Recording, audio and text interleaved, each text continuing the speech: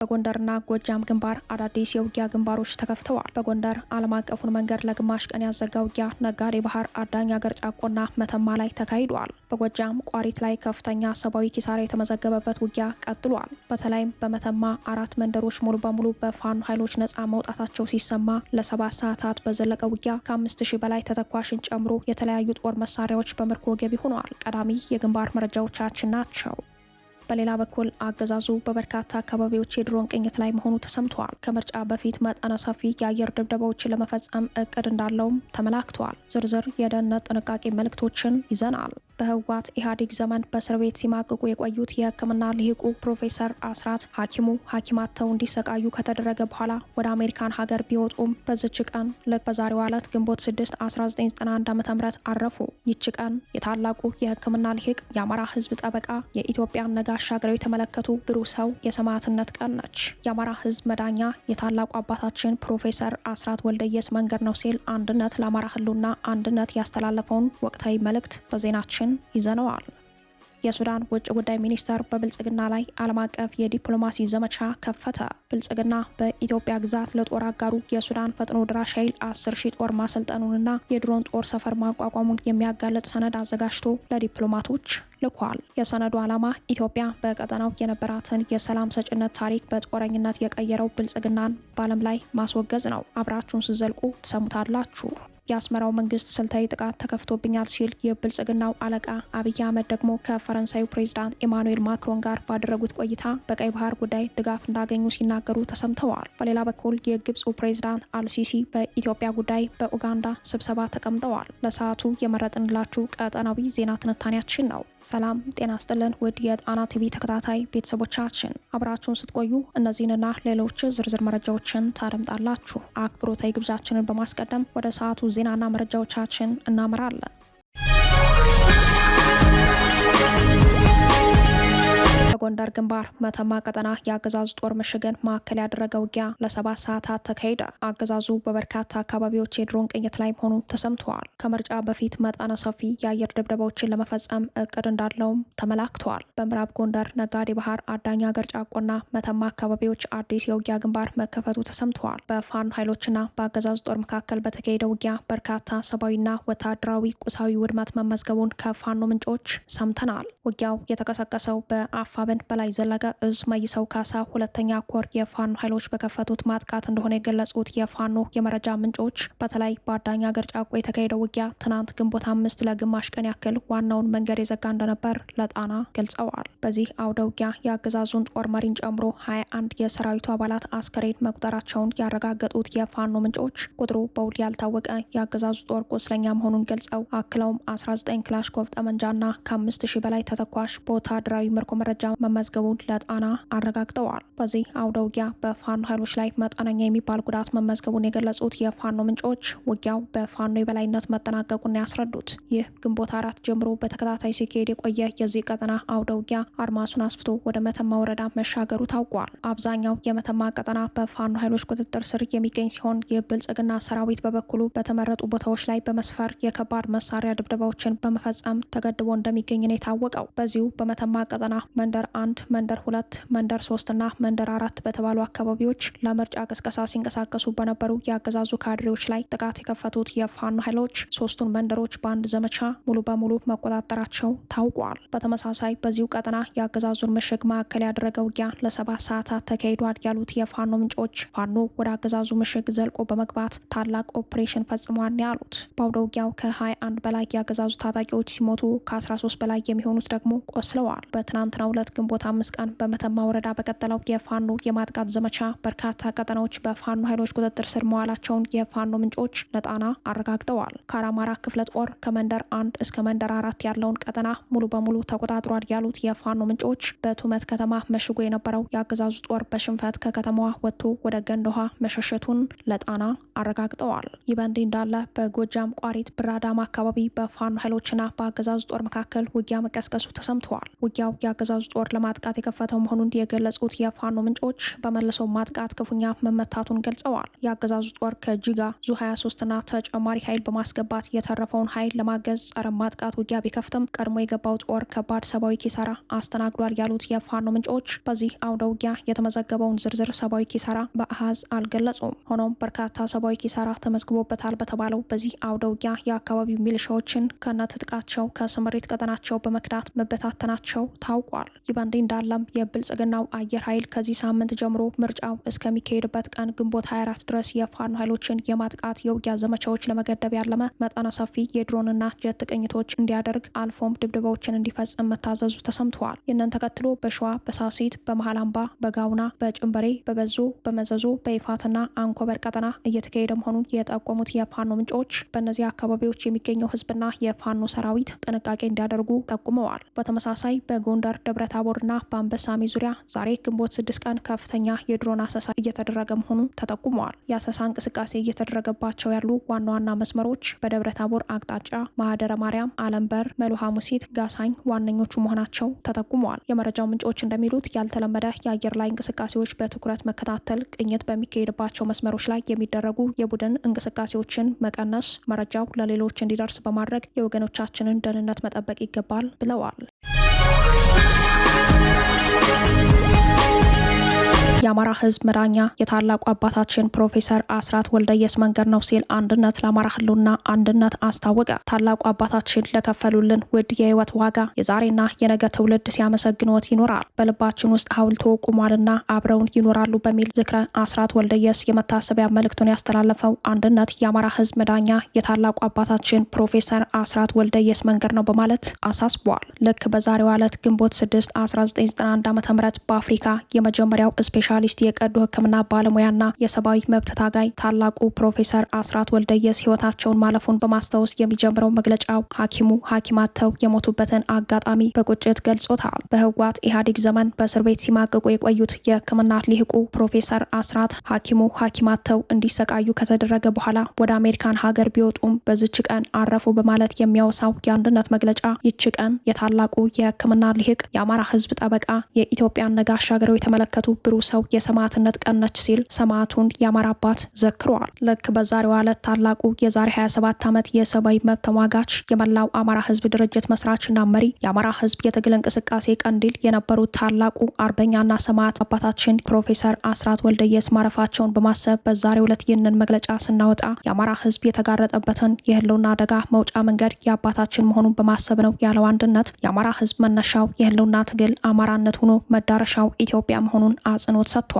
በመላው ኢትዮጵያ ተሰራጭቶ ሀገር ሲገነባ የኖረው አማራ በጎጥና በአካባቢያዊነት ሊታጠር አይገባም ያለው አንድነት የአስራት መንገድ አማራ አባቶቹ በመሰረቷት ሰፊዋ ኢትዮጵያ ህልውናው ተጠብቆ ሰብአዊ ክብሩና ፖለቲካዊ መብቶቹን አረጋግጦ መኖር መሆኑን ለዚህም የሚከፈለውን ዋጋ ሁሉ መክፈል እንደሚገባ ገልጸዋል። በዘመነ ህወሓት ኢህአዴግ የመጀመሪያዎቹ ጊዜያት በኢትዮጵያ ፖለቲካ ውስጥ አማራን በመዋቅራዊ ስሪት የማጥቃት ምዕራፍ ሲከፈት ምንም አይነት ውክልና ያልነበረው የአማራ ህዝብ የሚደርስበትን ግፍና ሰቆቃ እንዲሁም የጅምላ ፍጅት መቋቋም ይችል ዘንድ በጊዜው አንድና ብቸኛ የሆነ የማታገያ ድርጅት በመመስረት የትግሉን ችቦ የለኮሱት የአማራ የቁርጥ ቀን ልጅ ክቡር ፕሮፌሰር አስራት ወልደየስ ነበሩ ያለው አንድነት ለአማራ ህልውና አንድነት ታላቁ ሰው በዛሬና በነገው የአማራ ህዝብ ልብ ውስጥ ከፍ ያለ ስፍራ ይዘው ይኖራሉ ብሏል። መግለጫው አክሎም በእያንዳንዱ የአማራ ልጅ ልብ ውስጥ የፕሮፌሰር አስራት ሐውልት ተተክሎ ይኖራል ያለ ሲሆን የወቅቱ የአማራ ልሂቅ የታላቁ አባታችን ፕሮፌሰር አስራት ወልደየስን ከአርማጌዲዮኑ የመዳን የንሰባሰብ ጥሪ ባለመስማት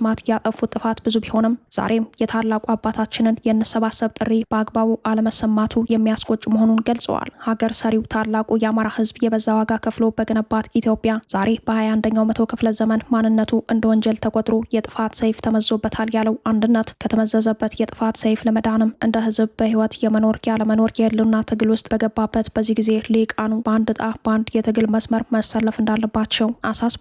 የአንድነት መግለጫ ሲቀጥል በዚህ የህልውና የህልውና ትግል ውስጥ የታላቁ አባታችን ፕሮፌሰር አስራት ወልደየስን የቀደመ የማንቃት የማደራጀትና በአንድ ድርጅት የመቆም ጥረትን እያሰብን ለአንድነት የምንተጋበት እንዲሆን ሲል መልእክቱን አስተላልፈዋል። አንጸባራቂው ኮከብ ታላቁ አባታችን ፕሮፌሰር አስራት ወልደየስ ለከፈሉልን ውድ የህይወት ዋጋ የዛሬና የነገ ትውልድ ሲያመሰግኖት ይኖራል ያለው አንድነት አስራት በልባችን ውስጥ ሐውልቶ ቁሟልና አብረውን ይኖራሉ በማለት ታላቁን የሰብአዊ መብት ተሟጋች የአማራ አባት ዘክሯል። አንድነት የአማራ ህዝብን የህልውና ትግሉ ማዕከል ያደረጉ ዓለም አቀፍ ግንኙነቶችን ማስፋት በተለይም አድቮኬሲ፣ ዲፕሎማሲና ሌሎች አማራጮችን በመከተል የአማራ ህዝብ ትግል ዓለም አቀፍ ትኩረት እንዲሰጠው በመስራት ላይ ይገኛል። ድርጅቱ በአማራ የህልውና ትግል ውስጥ ከፍተኛ አስተዋጽኦ እያደረጉ በመጡ ሰዎች የሚመራ ሲሆን በተለይም በዓለም አቀፍ ግንኙነት የአማራ ህዝብ የተከፈተበትን የዘር ማጥፋት ዓላማ ያለው ጦርነት ለዓለም አቀፉ ማህበረሰብ በሰፊው ለማስገንዘብ ተስፋ ሰጪ እንቅስቃሴዎች በማድረግ ላይ ይገኛል።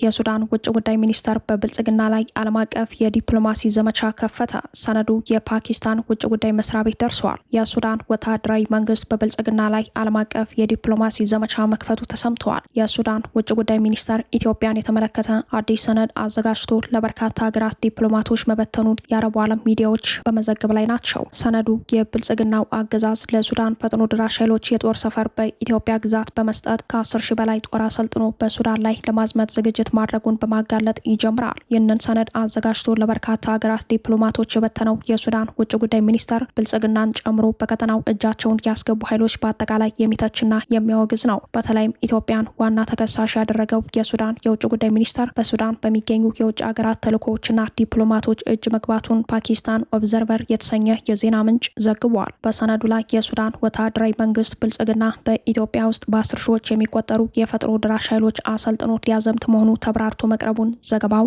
አመላክቷል። ከፓኪስታን ውጭ ጉዳይ ሚኒስተር በኩል ሰነዱን ተመልክቻለሁ ያለው የዜና ምንጩ ሱዳን ሉዓላዊ ግዛቴን የሚጥስና በህዝቦች ላይ ያነጣጠረ ዘመቻ በቀጠናው ኃይሎች ተከፍቶብኛል ማለቷን አትቷል። ለበርካታ ሀገራት ዲፕሎማቶች የተበተነው ይህ ሰነድ የውክልና ጦርነቱን ባህሪ ከመተንተን ባለፈ ድንበር ዘለል ወታደራዊ ዘመቻ መደራጀቱን፣ ጦርነቱን በድሮን ጥቃቶች የሚታጀብ መሆኑና በሱዳን ግዛት ውስጥ በሲቪሎችና በወታደራዊ ኢላማዎች ላይ ጥቃት መፈጸሙን በሰፊው ያብራራ ነው። በተለይ ብልጽግና በኢትዮጵያ ግዛት ለሱዳን ፈጥኖ ድራሽ ኃይሎች ጦር ሰፈር ሰጥቶ ያቋቋመው የወታደራዊ ማሰልጠኛ ካምፕ ውስጥ 10 ሺህ ተዋጊዎችን በአንድ ጊዜ እያሰለጠነ እንደሚገኝ ሰነዱ ከሷል። በሱዳን ምስራቃዊ ድንበር አቅራቢያ በጥቅምት ወር የተለያዩ ሀገራት ዜግነት ያላቸው 7000 ቅጥረኛ ታጣቂዎች ተሰባስበው ወደ ስልጠና መግባታቸውን ሰነዱ አስረድተዋል። ከ10 ሺህ በላይ ወታደሮች ስልጠና በተጨማሪ የድሮን ጦር ሰፈር መቋቋሙን ለዲፕሎማቶች የተላከው የሱዳን ወታደራዊ መንግስት ሰነድ አመላክቷል። ሰነዱ በግንቦት 1 ቀን 3 ድሮኖች ድንበር አቋርጠው ስልታዊ በሆኑት ነጭ አባይ፣ ብሉ ናይል፣ ሰሜን ኮርዶፋን እና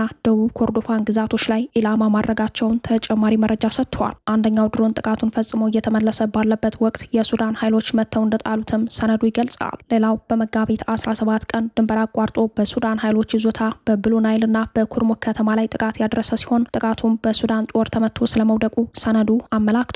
የፈጥኖ ድራሽ ኃይሎች ከኢትዮጵያ ድንበር በመነሳት መጋቢት 24 ቀን የእግረኛ ዘመቻ መክፈታቸውን ሰነዱ አስረድተዋል። በተመሳሳይ በግንቦት 1 ቀንና 4 ቀን በካርቱም የድሮን ጥቃት መሰንዘሩን ሰነዱ ሲያመላክት ሱዳን ከኢትዮጵያ የሚነሱ ሁሉንም ጥቃቶች በተመለከተ መረጃ ማጠናከሯንና ቴክኒካዊ ማስረጃዎችን እንዳሏትም ለበርካታ ሀገራት ዲፕሎማቶች የተላከው ሰነድ ያስረዳል። ሰነዱ ግልጽ ቁሳዊ መረጃ ሲል የጠራውን ማስረጃ ለዓለም አቀፉ ማህበረሰብ ለማሳየት ፈቃደኛ መሆኑን ፓኪስታን ኦብዘርቨር ዘግቧል። ጥቃቱ በተባበሩት አረብ ኤሚሬትስና በብልጽግና የተፈጸመ መሆኑን የሱዳን ውጭ ጉዳይ በሰነድ አቀናጅቶ ለዲፕሎማቶች በትኗል። የሱዳን ወታደራዊ መንግስት ይህንን የክስ ሰነድ ለተባበሩት መንግስታት፣ ለአፍሪካ ህብረትና ለኢጋድ ማቅረቡ በዘገባው ላይ ተመላክተዋል። ከውጭ የመጣብኝ ወረራ በሚል የቀረበው የሱዳን ወታደራዊ መንግስት ሰነድ ሉዓላዊነታችንን ለመከላከል ዝግጁ መሆኑን ለዲፕሎማቶች በላከው ሰነድ አስፍሯል። የብልጽግና ጦር አጋር የሱዳን ፈጥኖ ድራሽ ኃይልና የሱዳን ጦር በአሁኑ ሰዓት ኢትዮጵያን ማዕከል ያደረገ ውጊያ እያካሄዱ መሆኑን በሰፊው መዘገባችን የሚታወስ ነው።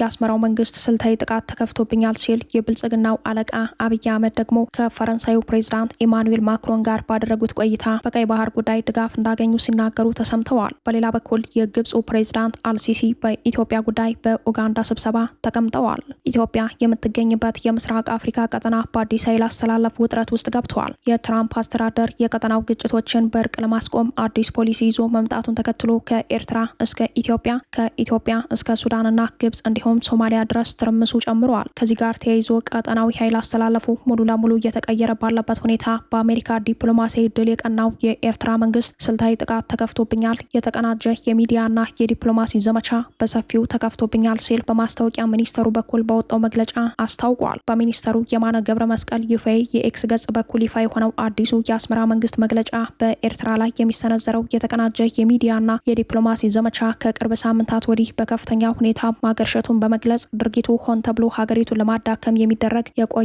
የጠላትነት ስትራቴጂ አካል ነው ብሏል። መግለጫው የተባበሩት መንግስታት ድርጅት የሰብአዊ መብቶች ምክር ቤት መድረክን በመጠቀም የሚቀርቡት ሪፖርቶች አሁንም መሰረተ ቢስ ናቸው ሲል አጣጥሏል። በኤርትራ ላይ የሚነዙት ውንጀላዎች በሙሉ ሀገሪቱ ውስጥ ፈጽሞ እግራቸውን ባረገጡና ስለ ውስጣዊ ተጨባጭ ሁኔታ አነስተኛ እውቀት በሌላቸው የውጭ ተላላኪዎችና መንግስታዊ ባልሆኑ ድርጅቶች የተቀነባበሩ መሆናቸውን በማስታወቂያ ሚኒስተሩ የማነ ገጽ የተለጠፈው መግለጫ ያብራራል። ማስታወቂያ ሚኒስተሩ የማነ ገብረ መስቀል በይፋዊ የኤክስ ገጻቸው በወጡት መረጃ መሰረት በኤርትራ ላይ የሚሰነዘሩት አዳዲስ የሰብአዊ መብት ውንጀላዎች ተነጥለው የሚታዩ ሳይሆን ከአካባቢው የኃይል ሚዛን ለውጥና ከሀገሪቱ ብሔራዊ ደህንነት ስጋት ጋር በቀጥታ የተያያዙ ናቸው። ይህ በኢትዮ ኤርትራ መካከል የተፈጠረው አዲስ የፖለቲካ መካረር የየሀገራቱን ህዝባዊ ስነልቦናና የሚዲያ ዘመቻዎችን በከፍተኛ ሁኔታ እየመራው ይገኛል።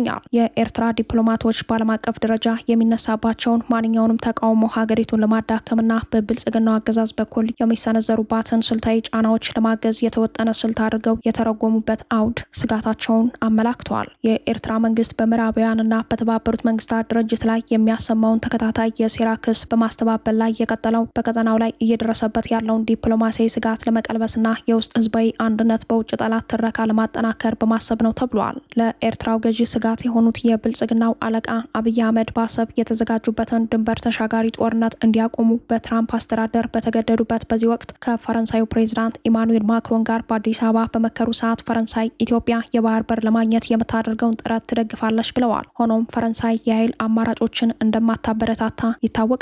ይህ በእንዲህ እንዳለ ግብጽ ኢትዮጵያን ለመክበብ በምስራቅ አፍሪካ አዲስ የዲፕሎማሲ ሴራ እያቀጣጠለች መሆኗን የሚያሳይ ስብሰባ ተካሂደዋል። የግብፁ ፕሬዚዳንት አብዱል ፈታህ አልሲሲ የኡጋንዳ መሪዎች በአባይ ወንዝ የውሃ አጠቃቀምና በቀጠናዊ ደህንነት ዙሪያ ለመምከር በኡጋንዳዋ ኤንቴቤ ከተማ አስቸኳይ ስብሰባ አድርገዋል። አልሲሲ ከኡጋንዳው አቻቸው ዩዌሪ ሙሴቬኒ ጋር ያደረጉት ስብሰባ ለልማት ትብብር የተባለ ቢሆንም ዋናው ስትራቴጂያዊ ዓላማው ግብጽ በምስራቅ አፍሪካ ሀገራት ላይ የነበራትን ተጽዕኖ በማድረስ የብልጽግና ዲፕሎማሲያዊ ክፍተት ተጠቅማ ኢትዮጵያን በቀጠናው መክበብ ነው። ይህ የካይሮ ዲፕሎማሲያዊ እንቅስቃሴ ታላቁ የኢትዮጵያ ህዳሴ ግድብ በተመረቀበትና ኢትዮጵያ በተፋሰሱ ሀገራት መካከል ያላትን የዲፕሎማሲ የበላይነት ለመቀልበስ የታለመ የስውር ጫና ስትራቴጂ ነው ተብሏል።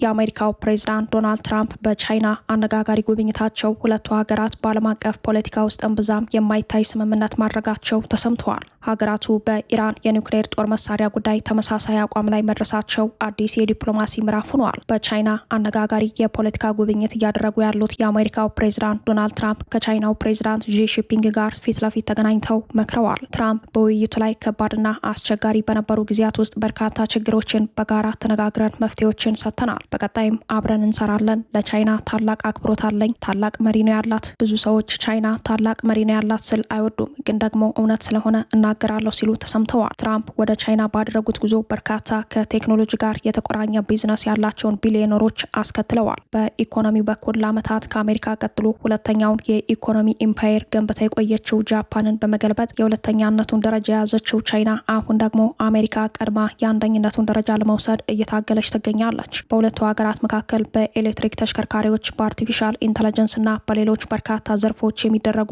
የእርስ በርስ ውድድሮች እጅግ ፈታኝ ትንቅንቅ የሚታዩባቸው ናቸው። ከዚሁ ጋር በተያያዘም በአርቲፊሻል ኢንተለጀንስ እና በቴክኖሎጂ ዘርፎች ቀዳሚ የሆኑ የአሜሪካ ኩባንያዎች ስራ አስፈጻሚዎች ከዶናልድ ትራምፕ ጋር ወደ ቻይና አቅንተዋል። ለአርቲፊሻል ኢንተለጀንስ ቁልፍ ግብዓት የሆኑ ቺፖችን በማምረት የሚታወቀው የኤንቪዲያ ዋና ስራ አስፈጻሚ ጀንሰን ሁዋንግ፣ የአፕል ስራ አስፈጻሚ ቲም ኩክ እና የቴስላው ኤለን መስክ ከልዑካን ቡድኑ መካከል ይገኙ ይገኙበታል። ትራምፕ በኢራን ጉዳይ ቅርቃር ውስጥ ገብተዋል። ከፍተኛውን የኢራን ነዳጅ ከምትሸምተው ቻይና ጋር ትራምፕ መምከር ግድ ብሏቸዋል። ቻይና የኢራን የጦር መሳሪያና የመረጃ ቴክኖሎጂዎች አቅራቢ ሀገር ብትሆንም በኢራን የኒውክሌር ጉዳይ ያላት አቋም እምብዛም ግልጽ ሆኖ አይታይም። ትራምፕ በኢራን ጉዳይ ከቻይና ጋር ቁጭ ብለው መምከር ግድ የሚላቸው መሆኑ ወደ ቤጂንግ እንዳቀኑ ይታመናል።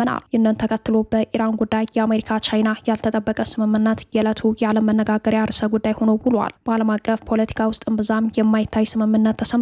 የአሜሪካ ፕሬዚዳንት ጽህፈት ቤት ዋይት ሀውስ እንዳስታወቀው ሁለቱ ልዕለ ሀያላን ሀገራት አሜሪካና ቻይና ኢራን የኒውክሌር ጦር መሳሪያ በፍጹም እንዳይኖራት በሚለው ነጥብ ላይ የጋራ ስምምነት ላይ ደርሰዋል። በብዙ የንግድና የጂኦ ፖለቲካ ጉዳዮች ላይ የማይስማሙት ዋሽንግተንና ቤጂንግ የኢራን የኒውክሌር ጉዳይ ግን ለዓለም ሰላም ስጋት መሆኑን በጋራ አምነውበታል የተባለው ስማቸው ያልተጠቀሰ ከፍተኛ የዋይት ሀውስ ባለስልጣን እንደገለጹት ሁለቱም ሀገራት ኢራን የኒውክሌር ቴክኖሎጂን ለጦር መሳሪያነት እንዳታውል ጫና ለማድረግ ተስማምተዋል። ይህ ስምምነት በመካከለኛው ምስራቅ ያለውን የኃይል ሚዛን ሊቀይር እንደሚችል ተገምተዋል። በተለይም ኢራን የኒውክሌር አቋሟን እያሳደገች ባለችበት በዚህ ወቅት የቻይና ድጋፍ ለአሜሪካ ትልቅ ዲፕሎማሲያዊ ድል ተደርጎ ተወስዷል። ቻይና ከኢራን ጋር የቅርብ የንግድና ኢነርጂ ትብብር ስላላት ኢራንን ወደ ድርድር ጠረጴዛ ለመመለስ ወይም በኒውክሌር መርሃ ግብሯ ላይ ገደብ እንድታደርግ ለማሳመን ቤጂንግ ወሳኝ ሚና ትጫወታለች ተብሎ ይታመናል። ይህ የጋራ አቋም በኢራን ላይ የሚጣሉ ማዕቀቦችን ሊያጠናክር ይችላል ወይስ አዲስ የዲፕሎማሲ መንገድ ይከፍታል የሚለው ጉዳይ የብዙዎች ጥያቄ ሆኗል። ሆኖም የሁለቱ ሀያላን ሀገራት በአንድ ድምጽ አይቻልም ማለታቸው ለቴህራን ከባድ የቤት ስራ እንደሚሆንባት ይጠበቃል።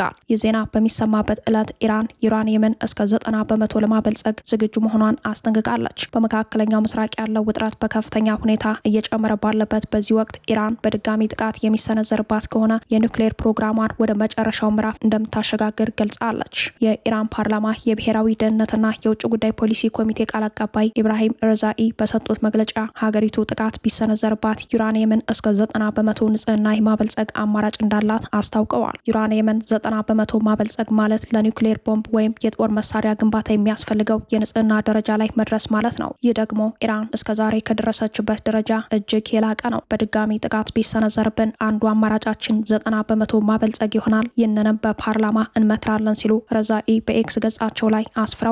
ይዛቻ በቀጥታ ለእስራኤልና ለምዕራባውያን የተላከ ሲሆን በኢራን ወታደራዊ ወይም የኒውክሌር ተቋማት ላይ የሚሰነዘር ማንኛውም ጥቃት የኒውክሌር ጦር መሳሪያ የመታጠቅ ሂደቱን እንደሚያፋጥነው ፍንጭ የሰጠ ነው። እስካሁን ኢራን ዩራኒየምን የምታበለጽገው ለሰላማዊ ዓላማ ብቻ እንደሆነ ስትገልጽ ቆይታለች። ሆኖም አሁን ላይ 90 በመቶ የማበልጸግ እቅድን በይፋ ማንሳቷ የዓለም አቀፍ የኒውክሌር ቁጥጥር ስምምነቶችን ሙሉ በሙሉ ወደ ጎን በመተው ወደ ኒውክሌር ሀያልነት ለመቀየር መዘጋጀቷን የሚያሳይ ነው። ይህ አዲስ ክስተት በቀጠናው ያለውን ወታደራዊ ሽኩቻ ይበልጥ እንደሚያባብሰው ተገምቷል። ክቡራትና ክቡራን ቤተሰቦቻችን ለሰዓቱ የተሰናዱት መረጃዎቻችን የተከታተሏቸዋቸውን ይመስሉ ነበር። አብራችሁን ስለቆያችሁ ልባዊ ምስጋናችን ይድረሳችሁ እያለን የጣና ቲቪ ወቅታዊ ዜናዎች፣ ትንታኔዎችና ልዩ ልዩ ፕሮግራሞች እንዲደርሷችሁ ቻናላችን ሰብስክራይብ በማድረግ ቤተሰብ ይሁኑ። በተሳትፎ የትግል ሚዲያው እንዲያጠናክሩ ጥሪያችን እናቀርባለን። ጣና ቲቪ ከሀቅ ጋር